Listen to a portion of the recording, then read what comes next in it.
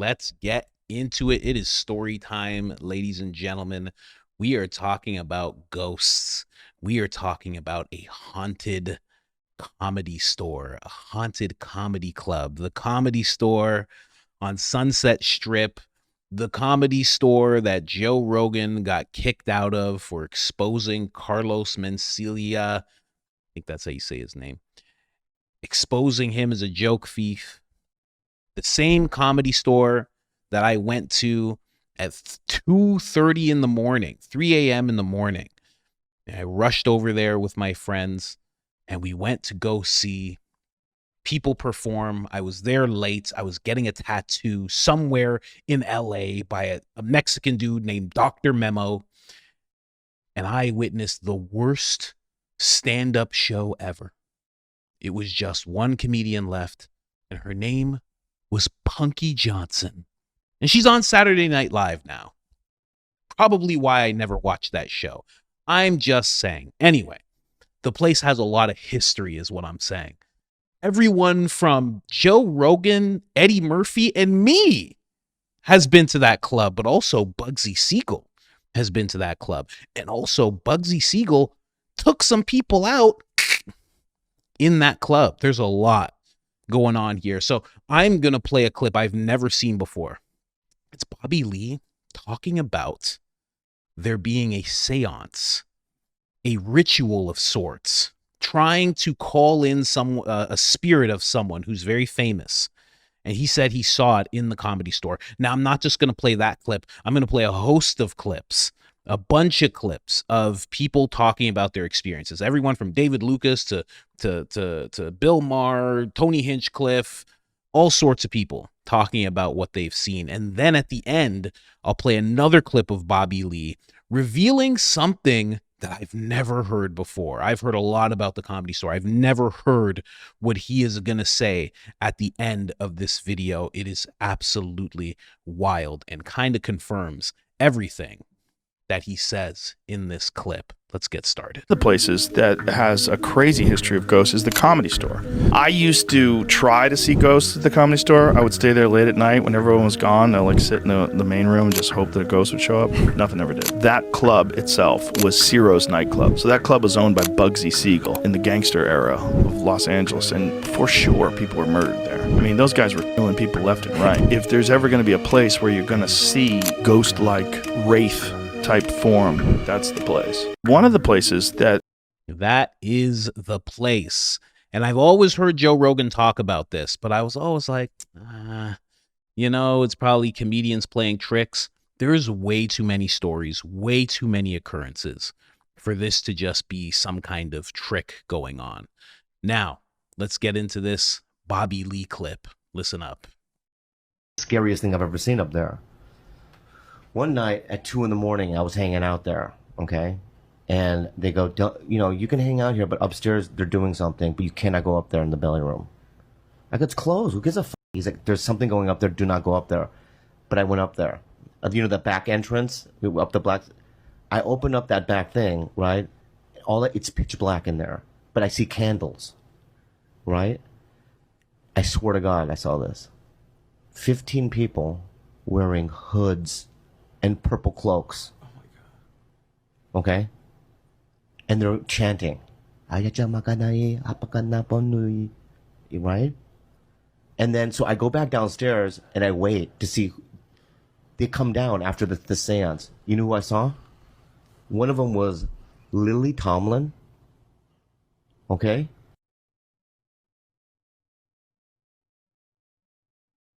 The second one was Bob Zamuda. You know Bob Zamuda?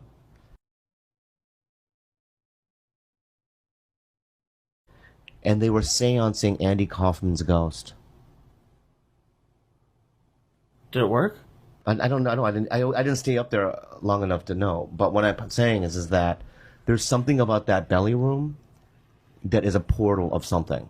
In the night there, you can hear babies crying upstairs.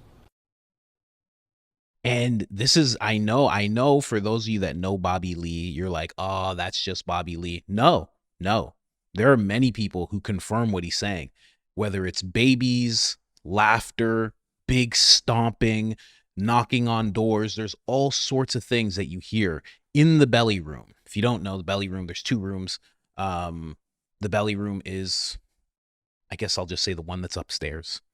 So I guess it's the bigger room. I think the lower one's the smaller one. Or no, maybe it's the other way around. I've only been downstairs. I've never been to the belly room. Thank God. I can't handle places like that. So it's a portal of some kind. Here's the thing. I know you might think, come on, man. But there's way too many things that I've researched about portals. I just did an interview with the guy who was on Ancient Aliens, and he's talking about portals and stargates. We know that this is a thing that ancient Egypt would talk about, that they would actually play around with.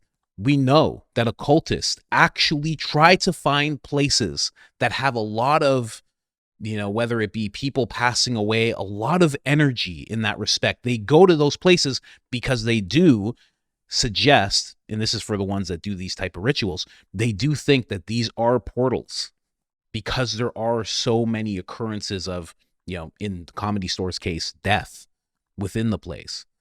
So when I hear Bobby Lee say that, now when I did look up, Lily Tomlin, nothing comes up about her really. The only weird thing that comes up is about Bob Sahuda. Bob Sahuda, apparently, he made sure he was Andy Kaufman's partner, and he claimed in his book that Andy Kaufman faked his death. And he said that Andy's going to reveal himself very soon. Now, that was back in 2014, and nothing came of it. But that was the only thing that came up with those two. So I don't actually know. They're not like open occultists like, say, Aleister Crowley or, Led Zeppelin or, various Lady Gaga and Katy Perry and Taylor Swift. They're not open to that extent like other people. So there's nothing that comes up on them. I'm sure if you know their whole comedy career, you could probably, not their whole comedy career, their whole movie career in general, you could probably point out some scenes and some movies that are very questionable and things like that. I myself didn't have time to go through their whole discography, let's call it. Let's jump over to David Lucas. I did not believe in ghosts until I was a door guy at the Comedy Store. Yeah, for sure. That's the most haunted, bro. For sure. I didn't because most niggas be like, ghosts what? You know what I'm saying? Like, we don't the spiritual realm unless it's the Holy Ghost. That's the only ghost black people really respect. So you hear ghosts, it's like ghosts. But then when I was a door guy at the Comedy Store, I was in the belly room getting the room together before people, come in, and I went to sit on the bench, and I felt something like sit in my lap, and I just jumped up and ran out the room, and I was like, I'm about to quit because I don't know what the that's for real. I did not believe in ghosts until I was a door guy at the Comedy Store. Yeah, for sure. I'm telling you, man, I'm a little different than most black people. I like in terms of respecting, respect the Holy Ghost, but also, you got to know there's other things out there. So David's talking about something sitting on his lap, apparition. Remember that, because Tony Hinchcliffe has a very similar story. It didn't sit on his lap. It's something else completely. But it's just nuts how so many... He just said it's so haunted, and the other comedians are, oh, yeah, for sure. It's just a known thing that the place is haunted. And if you stay there late into the night, something's going to happen to you. It's just a known thing that's how it's going to be. And it makes sense, because if Bugsy Siegel was taking people out in that place, I would think, I don't know, but let's just say you're a gangster. Let's say you are, you have not repented. You're not a man of God. Maybe you are. I don't know. But also you're in this activity and your life gets taken away like quickly. You might be stuck in that place. You might just get stuck there. Not sure. I would hope that every person that passes away, especially in a traumatic way, just ascends and goes. But it's been said that people get stuck because it's like their life was cut short. It's unresolved. Some people even speculate that you do have a certain amount of years on this planet. And if your life ends when it's not supposed to, through some kind of means like that, then you stay until the years are up. and then you go. I don't know. It's a theory that I've heard. Let's move on to Joey I Diaz. never got chased. Nobody pulled me. Dice has a story where he was upstairs and they heard them banging on the door. Crazy Corey Cuomo has a story where she heard music in the main room, like old band music, like the Titanic type music. With Who was the older guy that was a veteran? Brett, something or no? A lot of people heard different things there. Yeah. You know, I never got touched or pulled. I know that the original room has a weird energy, and you're right. The Sunset Strip does have something special. There's something there. There's something there. There's No something doubt about it. There's something that points at that Comedy Store. The big mistake they're gonna do is they're gonna knock that down and build something over it. I never got. He's right. They are. They already did. I mean, and here's the thing. When it comes to the Comedy Store, you really have to think about it. And, you know, nothing happened to Joey. He's just heard of it. It's just like a known thing. But here's the thing when it comes to the Comedy Store. They knew what kind of club it was when they bought it. Now, I'm not saying anything about Mitzi or Pauly Shore's father, the ones that bought it. But I am saying that after doing so much research, you do start to find out that there are people in Hollywood that do seek out places to buy, whether it's for them to live, like Led Zeppelin did back in the day, where they bought Aleister Crowley's old house where he did a bunch of conjuring of demons and spirits. Whether it's a place like that or it's a place that you just want to set up a studio, they do seek out these places. And it is for the purpose of the fact that there's a lot of energy there. Again, going back to the whole thing of portals, there is some kind of energy there. It would make sense if there was a place that you knew had good energy. You'd want to be there. Like me and my wife were looking at some places, and we were looking at a bunch of places, and you know, we came across one place and it had a bunch of. We went to go see it, and it had a bunch of Christian picture of the Last Supper, scripture. They had one piece of scripture that said, you know, it was God, and he was saying, I will not forget you. I have etched you in the palm of my hand, or something like that. And it was just a lot of that in the house. And we were like, it's pretty good energy. Like, my wife liked it. She was like, you know what, if we got that place, that'd be great, because we don't have to worry about any weird stuff. And I was like, yeah, true. You know, if you'd want a place that has good energy, there are people who would want a place that just has bad energy, right? And I'm not saying those people are evil. It's just, you know, if you're trying to conjure something, whether it's talented people or it's spirits, whatnot. And then at the end of the day, not to say anything bad, I don't know anything about the people that owned it. I don't know if they were into that kind of thing. You have no clue. But I do know, more often than not, a lot of people in Hollywood are. Let's hear another one. Are you scared of ghosts at the Comedy Store? Now, I had an experience here Uh-huh. with ghosts. I just had my set and everything, and you could see people closing up to it, and I was like, you know, I've never been here past the closing hours, Yeah. so I was like, it's going to be nice. I'm going to smoke a joint and sit in the parking lot of this place I f***ing love. The last light went out, and all of a sudden I had this, I can't even explain it. It's like a push. Like, yo, you're not supposed to be here. Go. Ooh. This is our time.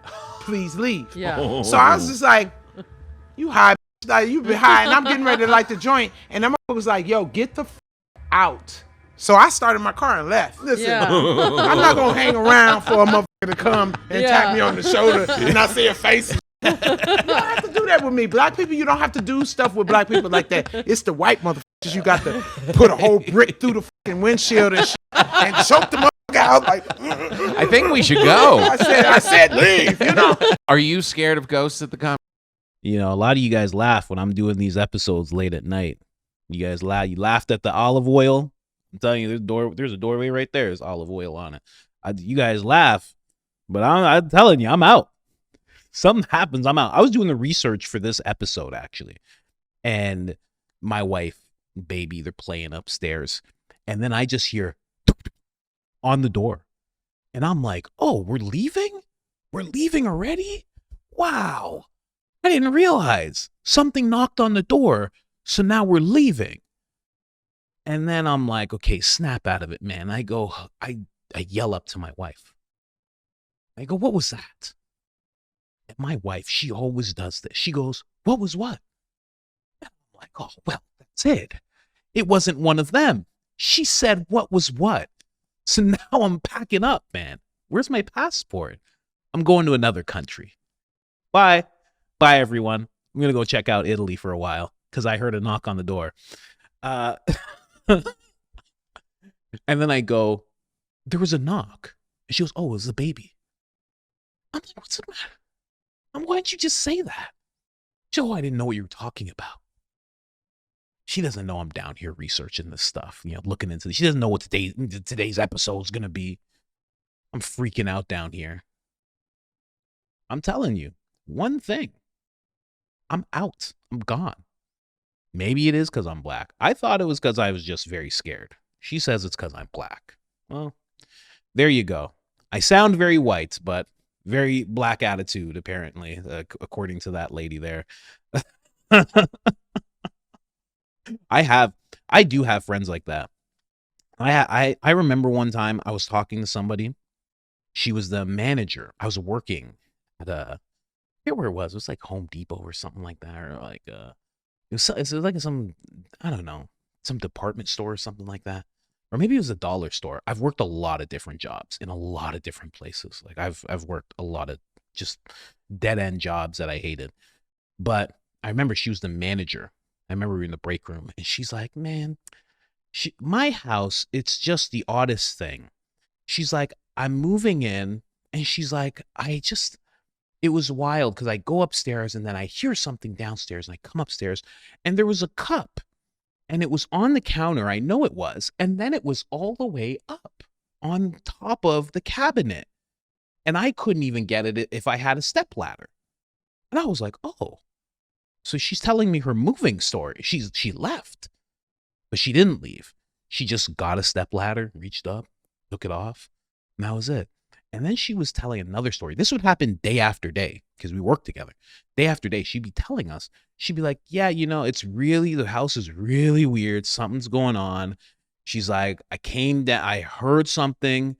It was really, really loud. And then when I came downstairs, all of the drawers I'm getting chills even saying it. She's like, all the cabinets were open in the kitchen and all the pots and pans were on the floor." What? I'm like, "You have to leave." And she's like, No. But that's white people. White people are fearless. You think this country got built by people that were scared of ghosts? Huh? I'm just saying. I know we had a hand in it as well. But those Mayflower people that came over, came here with scurvy and stuff, and they're just like, "Where's our land?" Those people were fearless. I'm just saying. They had no fear of ghosts. "If there's ghosts in this land, we'll live with the ghosts. Set up tent, Miriam." And just set up some tents. That's it. "I'll build a house in the morning." Some hard people back then. I'm just saying. Just saying. Yeah. He doesn't want to be anywhere near the Comedy Store. That place is already haunted. Yeah. So it's like, why not be another ghost Yeah. to haunt it? And I was in there alone, and I was like, the belly room is dark. "No, this is the main room." Oh. But I heard those swinging doors swing, and it fucking gave me the biggest creeps. He doesn't want to be anywhere near the Comedy Store. That place is already haunted. So it's like, why not be another? It's like everybody just knows. He heard the swinging doors swing, and everybody's just like, yes, the swinging doors swing. I'm never going there. When I went to the Comedy Store, I didn't know all that. I would have never went. Are you kidding me? I would have rather have gone from tattoo parlor to tattoo parlor, getting tattooed by weird drunk people all night till the morning, than to go into a place that I knew was haunted. What? Think I'm kidding? I got this tattoo. This is a tattoo I got in LA. This one here, the big mushroom. I told Dr. Memo, Mexican dude, I was like, "Yo, give me a big, make it look poisonous." That's what I said to him. Make it look like poison. And sometimes it still itches to this day. So thanks, buddy. I don't know what you put in here, but it still itches sometimes. Don't know why he did that. But it was great. It was a fantastic time.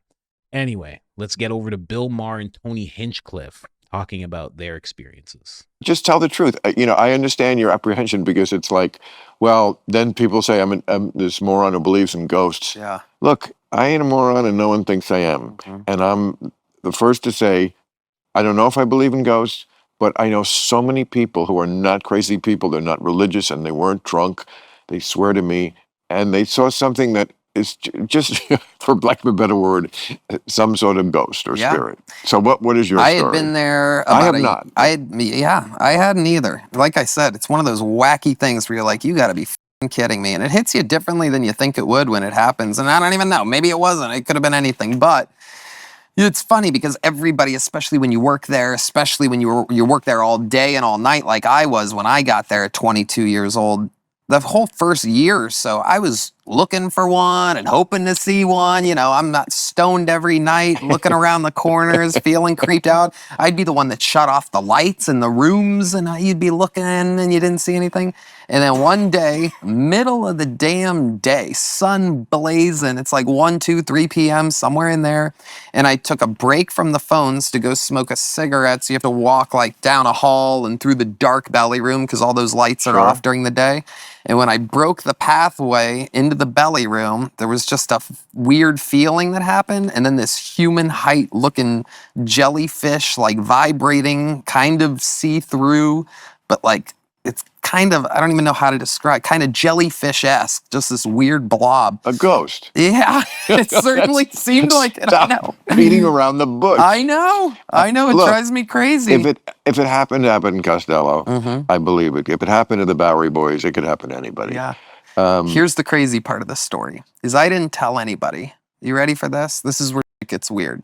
I didn't tell anybody at all because I didn't want anybody thinking, oh, Tony's high or nuts or almost passed out or whatever. No, not at that time. Even if you were, I got to say, and this wouldn't hold up in court, but the truth is different than what holds up in court. The truth is, I don't know. Yes, I guess when I was 19 and I got high for the first few months and it was just almost an out-of-body experience. But I've been smoking for 50 years. I could be high. Exactly. And I still don't see ghosts. Yep. And I'm not close. I wish I could get that high. Yep.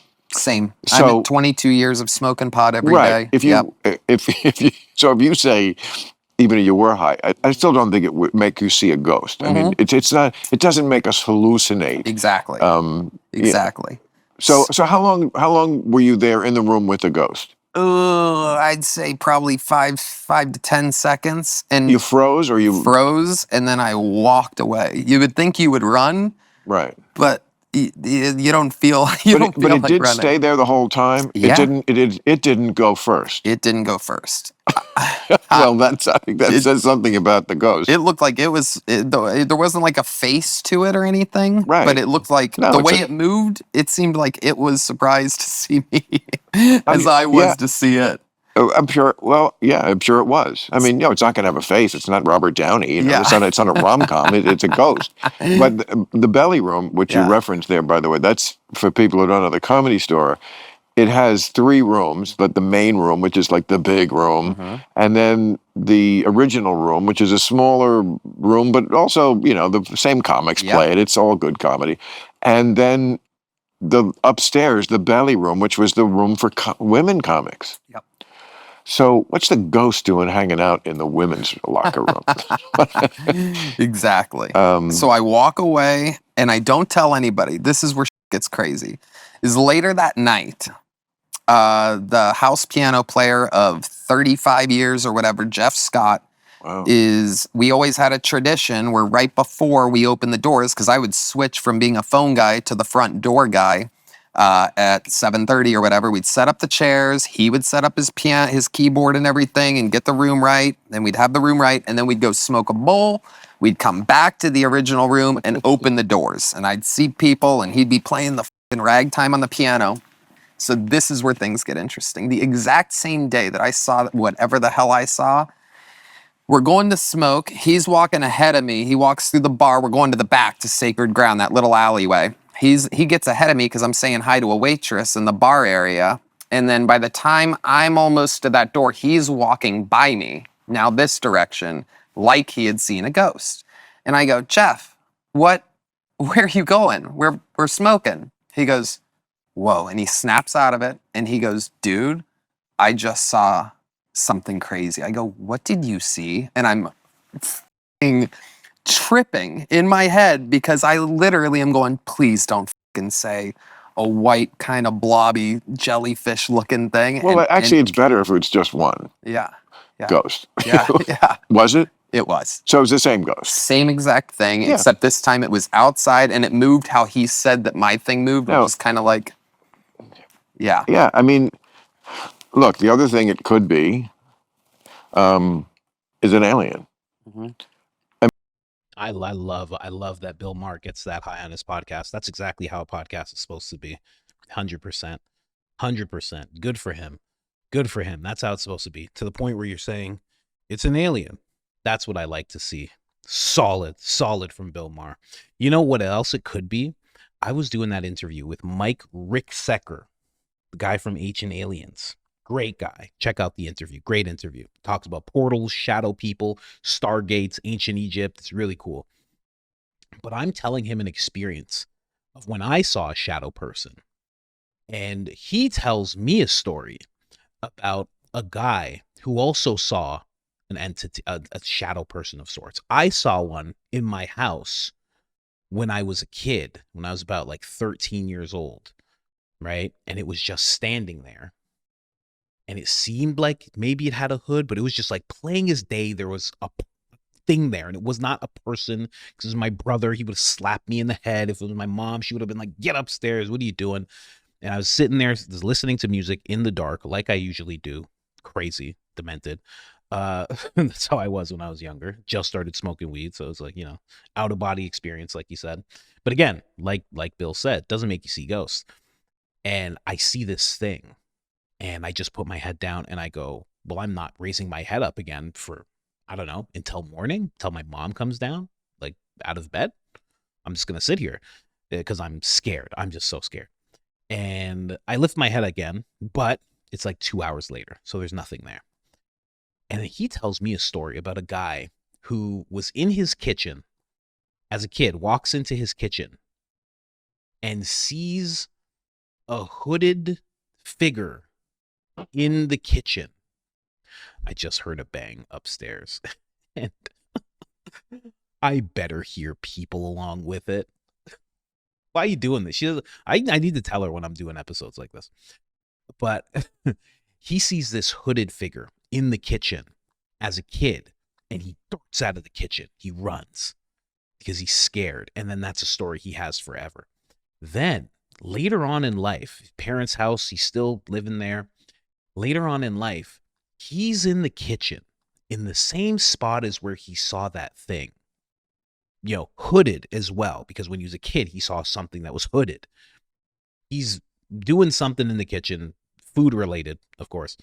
And he turns around and sees a little apparition, small like he was when he was a kid.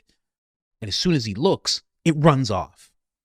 And what Mike Ricksecker presented to me was the idea of a time slip.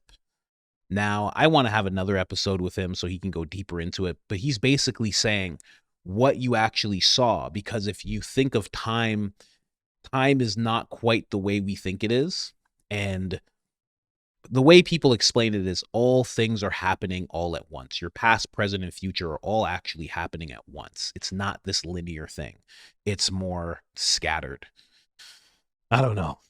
But he was explaining how what that guy saw when he was a kid was actually himself in the future. And what he saw when he turned around was actually himself in the past.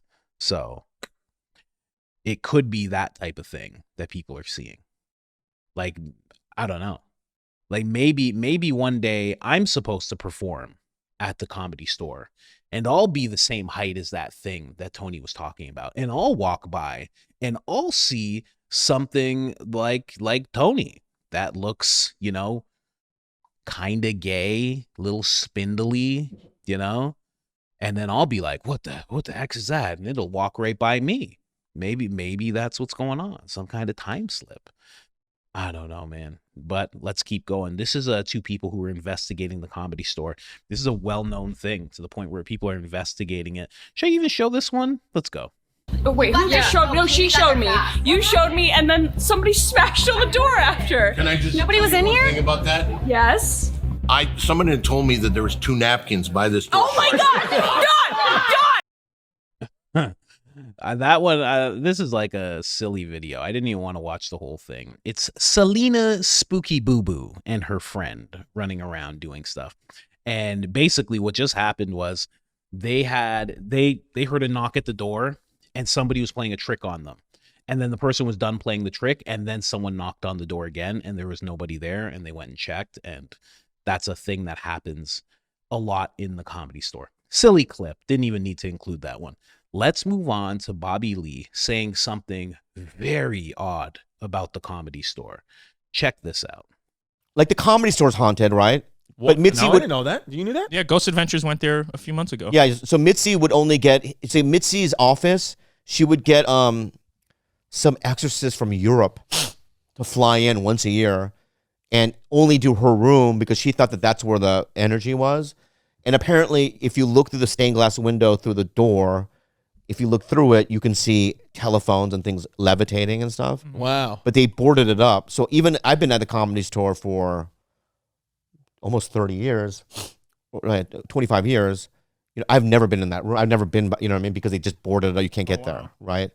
So it's like, you know, I've seen Gus there. Who's Gus? Come on, man. Do you know? Gus is one of the ghosts that haunts the store. Oh, that haunts the comedy. Gus the ghost. Yeah, Gus is a ghost. That's like a known thing. Rogan's talked about Gus as well. Just to say, just really quick, just bringing it up, she would bring an exorcist in once a year to her room, which is now boarded up. Comedy Store is still active. They're still having things go on. They're still having apparitions and ghosts and this and that. There's a room boarded up because they believe that's where the energy is, which is just wild. An exorcist comes in once a year. Let me tell you something. If you need to get exorcised more than once, burn it to the ground. Okay? Just get rid of it. Just close shop and pick another place. You know? I'm just saying. Once a year? But again, if you're messing around with some weird occult stuff, you might need to do that once a year. You know, you might need to access this portal and then kind of clean things up after with an exorcist, you know, because how does that keep happening? I don't know. It's weird, especially to fly someone in from Europe.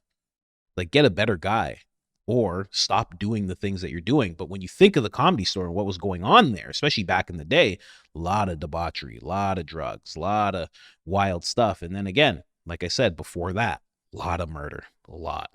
When he was a murdered, well, so in the 50s, the Comedy Store used to be a club called Ciro's. And it used to be the hottest club in Hollywood, but it was run by the mob. And during the days, people would get killed in where the main room is. You've been to the Comedy Store, right? So they used to be the showroom. And there's these, if you look up on the ceiling, there's these little openings up above where people would snipe, you know what I mean, people. Wow. Wow. So I guess a guy named Gus died there, right? And so one time when Carl LeBeau and Sam Kinison moved to LA from Houston, they snuck in the store to sleep because they were poor, right? Right. And they slept on the main room stage. And Carl LeBeau, he passed a couple of months ago, God bless him. Yeah, I know. All right, and LeBeau tells a story where he wakes up and he sees Sam Kinison being levitated by his foot, and he's like 3 feet off the. But Kinnison's asleep still. Yeah, right. But here's something that I witnessed. There's a comic by the name of Pete. That's his real name. I don't want to say his last name. And he was in the belly room. He performed. Have you been in the green room in the belly room? Yes. Okay. So from the showroom to the green room, there's a little hallway you walk through. Yep. Right. This dude's like my height. Right? If you look at the ceiling, it's pretty high. It's probably this high, the way this ceiling is. Maybe a little shorter. And Pete has a good set in the belly room, walks down the hallway, and then his head hits the ceiling. He gets thrown up in the ceiling. He breaks his spine. What? Yeah. and he's now has to go through surgery for years. In fact, he sued the store and he got some sort of compensation. That's what I've never seen this guy before after this event. Wow. But apparently, you know what I mean? I was there downstairs, but apparently people that witnessed it, right, saw him just being thrown up there like Gus. It's Gus. In fact, me and Johnny Sanchez, who's a comedian, back in 2002, maybe 2001, we were in the parking lot at the store and we saw Gus for the first time. We both saw him. We were in the parking lot. We had dropped one of my cars off to go do a gig in Bakersfield. And when we drove back, it's 4 a.m. I'm getting my car. We're saying goodbye, whatever, right? And we both look at the window up above on the parking lot, and we see a white face, a top hat, 2 hands on the window looking down on us like this, right? And Johnny and I go, ah, like that, right? And then we look at each other, we look up, and he's gone. Whoa. Holy shit. That's the first time I saw Gus. Oh my God. So I don't, if you notice, I don't stay there past midnight. You'll leave immediately. Yeah. Wow. The activities after midnight. We got to go. Yeah. Crazy. Especially the comedian that got thrown up in the air. Like, I'm tempted to just try with ChatGPT. Maybe it can tell me, maybe it can't. Can you give me a list of comedians who had the name Pete or Peter that performed at the Comedy Store in California on Sunset Strip? Question mark? I always say question mark because I'm old. Sure, the younger people don't do that kind of thing. But I just want to see, because that sounds nuts. And you should be able to figure that out, because if it finds a list of Peters, I'm just going to look for the one that can't walk anymore. You know what I mean? Not to be mean, but the one who turns his head like this. Hey, how you doing? Not to make fun. I'm just saying. This guy should stand out just a little bit. I can't imagine Pete Davidson, Pete Carboni, Pete Gray, regular alumni, Pete Holmes. Okay, so there's a bunch of them. Wow, there's a bunch. I found all of them. This is nuts. This demonic technology is something else, I have to say. Now, out of this list of people you just gave me, did any of them have a spinal injury? Question mark. Let's see what it can do. I mean, let's just find out. But anyway, Pete Davidson, no. Pete involved. Oh, Pete is involved in Calarelli. While Pete Calarelli is involved in a Comedy Store event that raises funds for spinal cord injury research. The Rickman, no, he didn't have one himself. No, nobody. So I can't find anybody that had a spinal injury. Man, we'll try a different method, but later on. I just wanted to show you guys all of that. There's something very weird going on. There's a room that's boarded up. There's a belly room that is known to have a seance or two inside of it. And I don't doubt that at all. When you start to look into Hollywood and the things that they do in regards to seances and calling on spirits and things of that nature, when you start to see how much of it actually goes on, I don't doubt it at all.